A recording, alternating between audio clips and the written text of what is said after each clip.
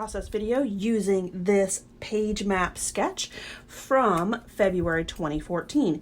I'm going to take this double page layout, and instead of that big circle there in the center, that's the main focal point, I'm going to use a rectangle.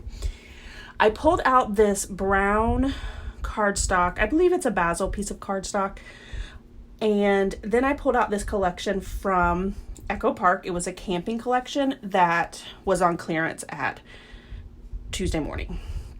So instead of the big circle, like I said before, I'm going to be using this rectangle. I don't have a large circle cutter. I do have a silhouette, but I have had my silhouette for a very, very long time.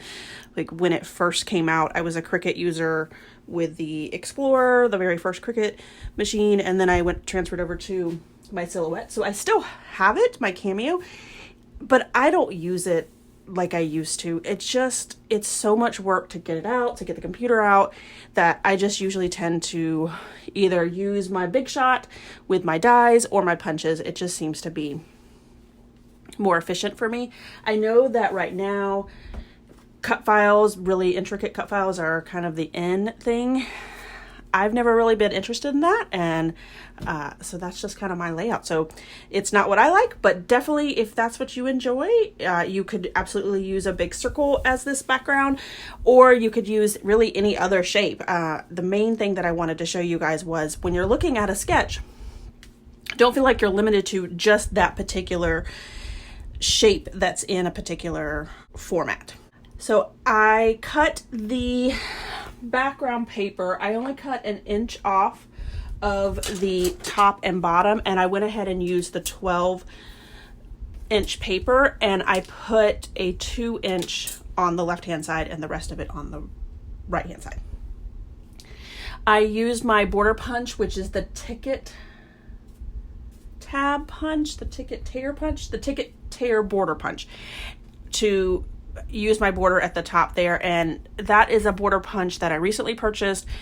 Nicole was using it on her layouts, and I just loved it. It was one of those things that the minute I saw it, I knew that I needed to have it. I also have this sticker here that I got from Hobby Lobby on clearance as well. It's one of their Paper House collections, and I knew that I had several pictures of my friend on a camping. That's something that they do quite a bit, so I knew that I would get use out of it. I pulled out these little leaves and added them in a cluster of 3 in each one of my clusters. So the one over there on the far left, the one on the far right, and then at the top on the left-hand side as well. I also brought in 2 of the pocket cards. One says Back to Nature, the other one says Great Outdoor. My friend Anna can definitely add some journaling to that card that says Back to Nature, but if she doesn't, it looks fine without it as well. And that was really what I was trying to go for in these layouts that I'm doing for her, is giving her the option to be able to journal but still have it look nice if she chooses not to.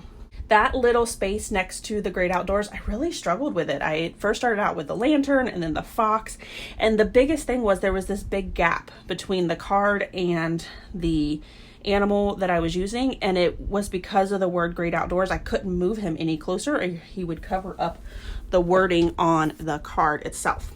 So I did go ahead with the deer and figured I would pull in other pieces later to close in that gap. I love this tip of taking wood veneer and adding some ink to it. This really changes the color of the ink, and the color of the wood veneer, and you can see that when I put these down.